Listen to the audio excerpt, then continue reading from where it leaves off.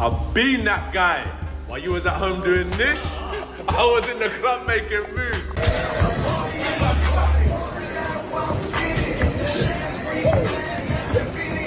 Jake Paul, if this is not going to be, curated into a little dance around an exhibition, could find himself in a way of getting seriously hurt here, like Francis Ngannou did. Francis Ngannou was an MMA fighter that got blasted out by Anthony Joshua.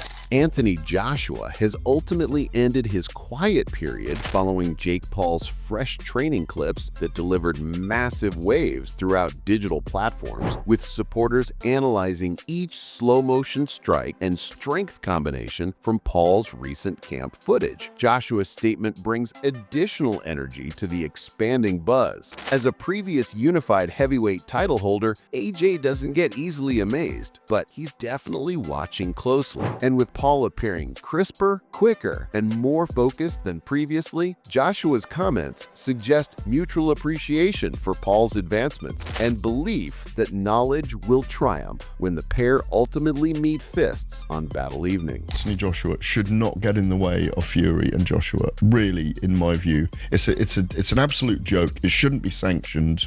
I really don't believe it should be sanctioned. I have a sneaking suspicion that it would be a very big fight. But the biggest thing is us rubbernecking to actually see if they do get to the point where they step in the ring together. Because Jake Paul's an area level fighter, a British area level fighter, and Anthony Joshua is still a killer and a live heavyweight. That should not be sanctioned anywhere in the world, in my view. It's dangerous, mate. Very dangerous. It brings the sport into disrepute.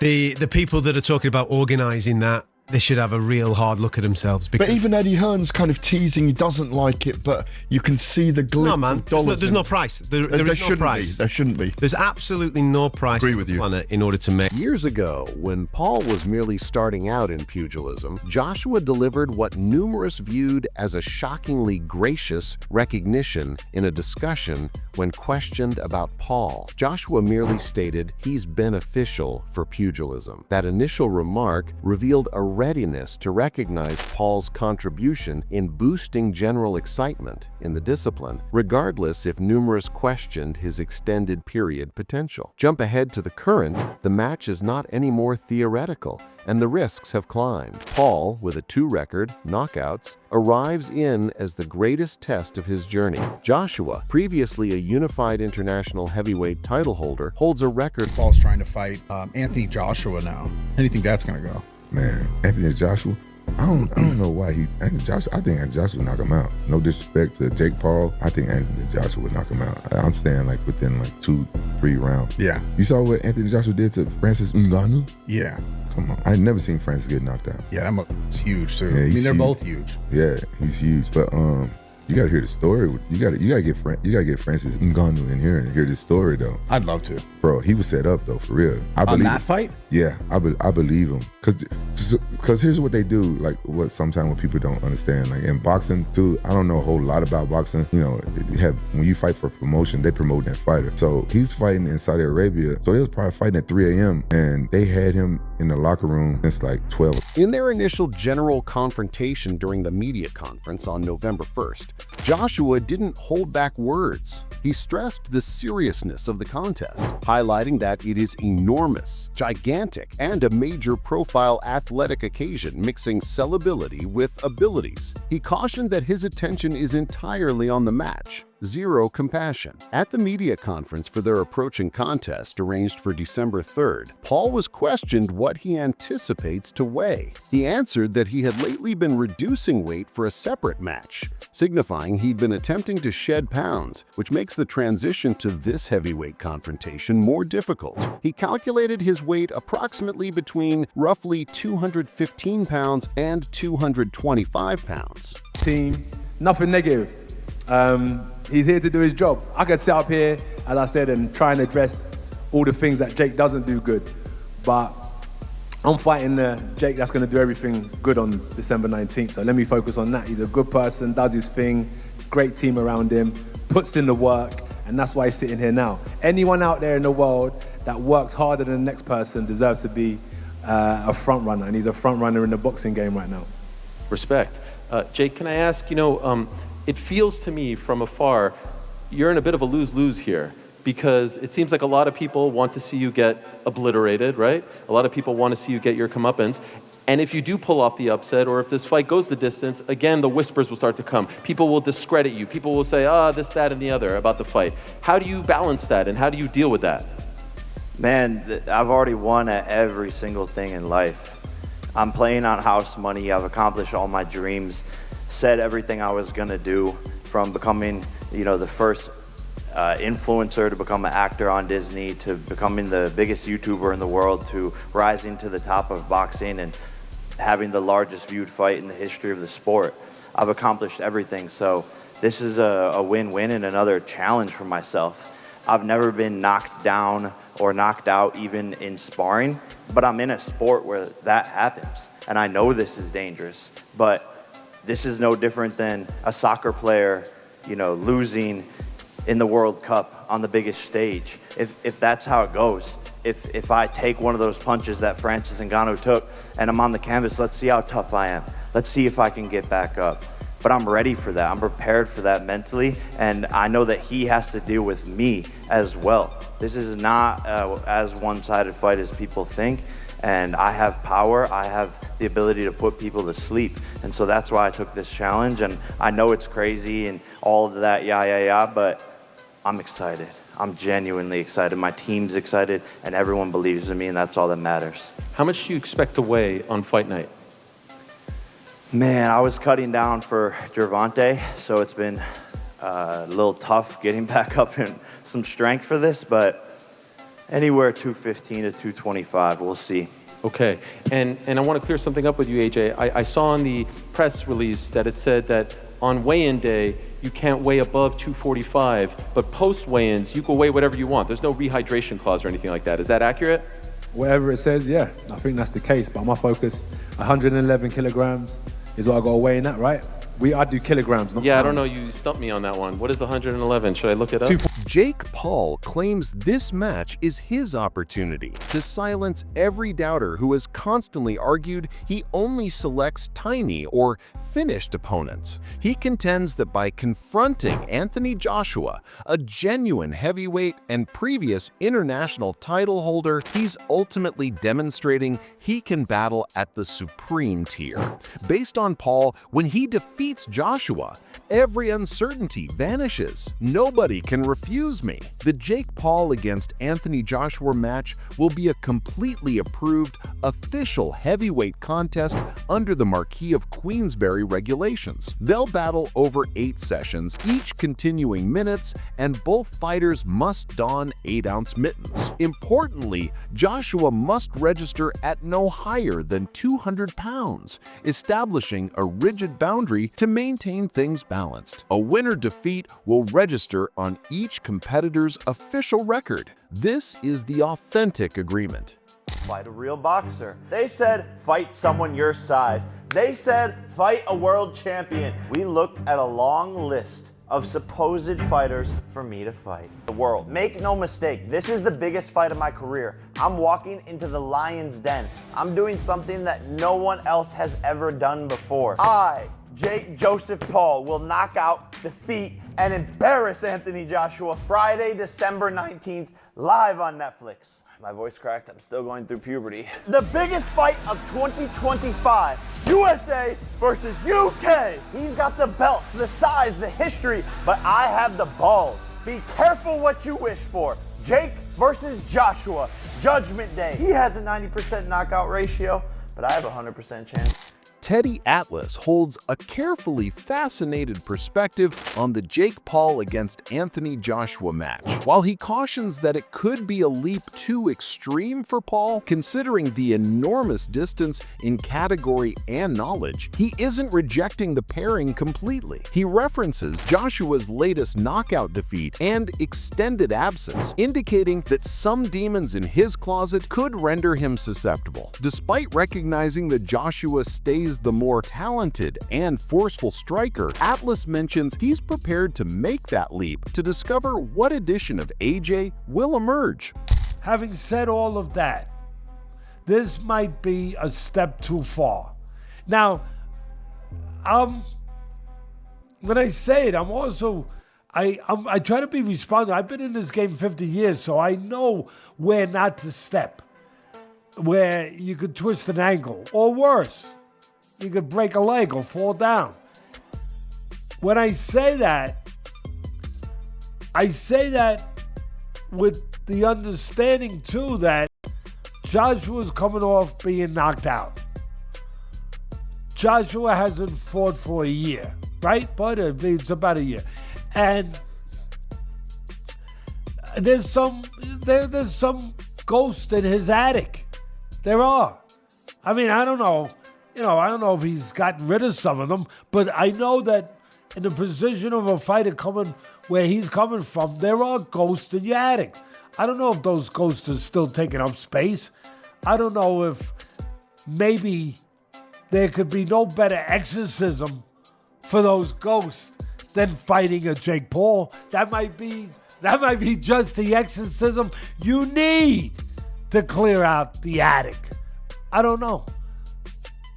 That's the problem. We don't know. That's the mystery part of this. That's what makes it so. It makes it two things at once: intriguing. Ryan Garcia analyzes the probable existence-altering influence on Jake Paul if he fails. He mentions that Joshua's strength is not to be dismissed and that a loss could impact Paul not merely in the instant bodily sense, but also in regards to standing and professional direction. The occurrence could be revolutionary, underlining the tremendous difficulty Paul confronts. Garcia highlights that Joshua's striking strength and talent render this match a genuine examination, and the results of defeat are real. Preparation, readiness, and consciousness are essential for Paul to handle the dangers that Joshua's attendance in the square creates. One of the primary worries surrounding Joshua accepting Jake Paul is that AJ has merely had 2 matches in the previous 2 years. After a divided judgment defeat to Alexander Usyk, Joshua has been more irregular. Jake Paul or Anthony Joshua? Anthony Joshua. By far? Yeah. Too easy. Why did he take that fight? I think he didn't have no opponents and he wanted to make Netflix happy, and I think he made a misstep. I think he was handling his career perfectly. Yeah. I think he would have beat Gervonta. I think he would have beat Gervonta too. But I think this is a big misstep. I think he let his ego get in from him and let Jake Paul entering into the ring with Anthony Joshua isn't merely an enormous wager. Numerous analysts think it's a significant danger to his well-being. Pugilism professionals such as Ariel Helwani cautioned that Joshua's pure force and knowledge could reveal Paul to severe harm, referencing vicious finishes as a legitimate worry. He's been beaten 3 times. The 4 fighters that he beat didn't come to win. So he's not in his prime, is he? He's literally at the end of his career, pretty much finished. And this is why taking this fight with you is telling you all you need to know. It's a cash out. He might as well just cream as much money as he can at the end of his career, fighting an absolute joke shop in clown world. When I beat Anthony Joshua, he says, every doubt disappears. Come on. I mean, if this is a straight up AJ versus Jake Paul, then we all know what should happen. This is a 1-round job because AJ, even though he's past his best, even though he's seen better days, he throws a nice 1-2 down the middle. He's got a nice bit of distance, and fake Paul can't fight. He just can't. I don't care what anybody tells me. He can't fucking fight. He lost to Tommy Fury, for crying out loud. Can't jump in with Anthony Joshua now and expect to get a result. Emerging heavyweight Moses Italma even pushed Paul to consider his well-being over the cash, cautioning that a miscalculated strike could have extended period results. Meanwhile, previous pro Amir Khan directly stated Joshua could injure him severely. There could be mental harm. Joshua sparked him out in like 2 rounds. Really? Yeah, why do you look surprised when I don't. I'm not disagreeing with you. I'm just saying. Come on, bro. You're fighting like one of the best heavyweight fighters in the world against a YouTuber. Like, come on. Like, respect the sport of boxing. And if AJ has to go in there and show these influencers that, listen, you can't fuck about with boxing. You know what I mean? Someone's gonna get hurt badly, and this could be one of the first fights where a fighter gets hurt badly, because if you look at the size difference and the power difference, I mean, bro, there could be brain damages going on there. I mean, AJ could hurt him badly, you know. Well, when you look at Francis Ngannou, who's one of the most fearsome combat styles there is. I know it's MMA, but we saw what AJ did to Ngannou, so... And that's why you can't be surprised if AJ's going to do the same to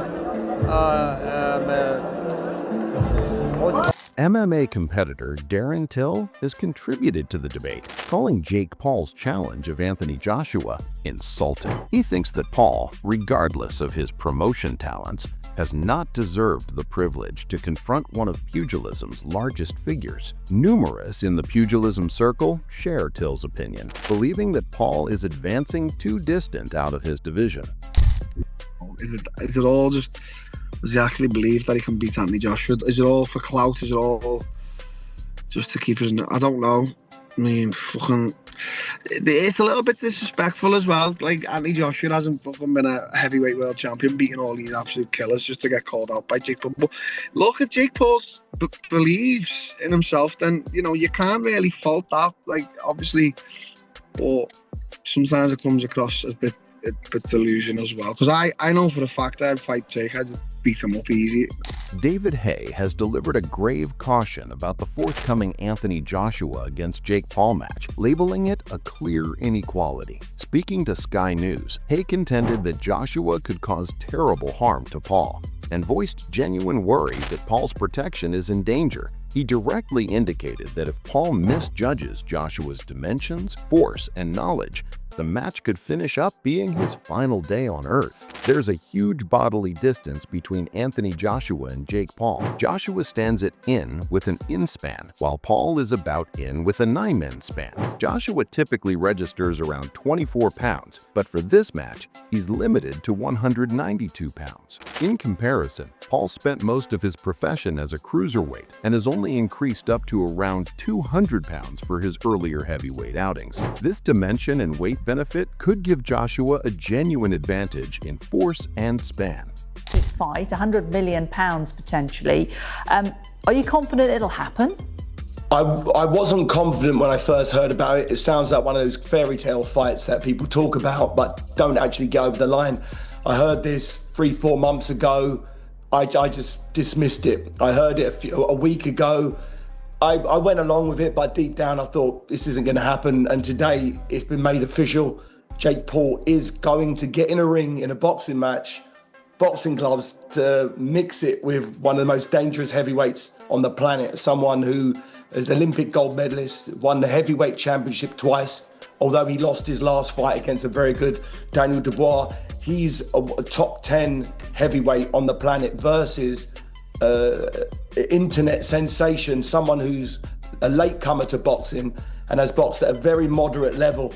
I'm talking domestic level, and he lost to Tommy Fury, for instance.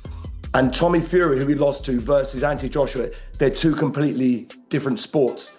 So I commend Jake Paul for putting himself in harm's way, because boxing is a dangerous game. People have died in the ring. People have been seriously injured, maimed.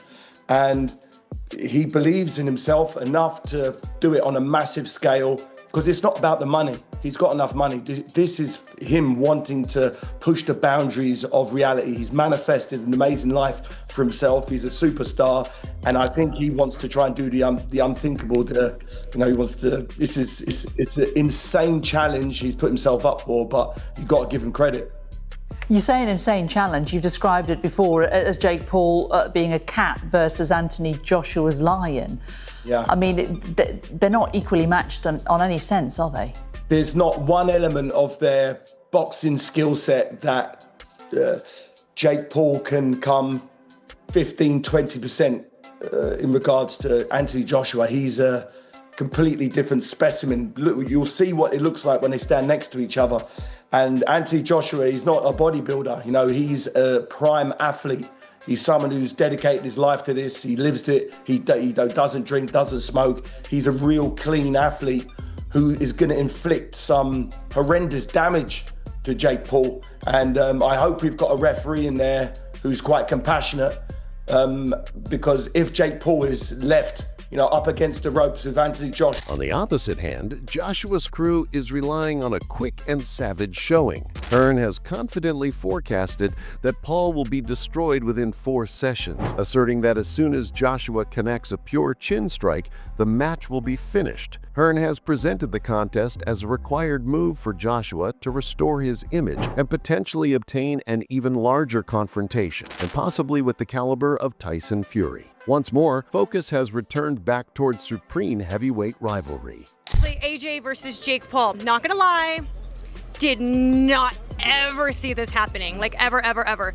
So were you just as surprised when he agreed to do it as the world was? Yeah, I mean, I had to deal with obviously knowing that it might happen, and then the contract coming through signed by Jake Paul, and I sort of looked at it, I was like, oh my God, he's done it. So yeah, look, I have to give him credit. I do think he's crazy. I think he's got absolutely no chance. I think he's going to get smashed to pieces. Do you think Jake's crazy? Yeah, I mean totally. I mean, listen, for us, we received an offer that was massive money and a really easy fight. We were talking about fighting. Is Jake Paul genuinely in risky ground entering in with Anthony Joshua? Share your opinions in comments. And yo, don't ever forget to like, share, and subscribe to Boxing Signals. See you in the next one.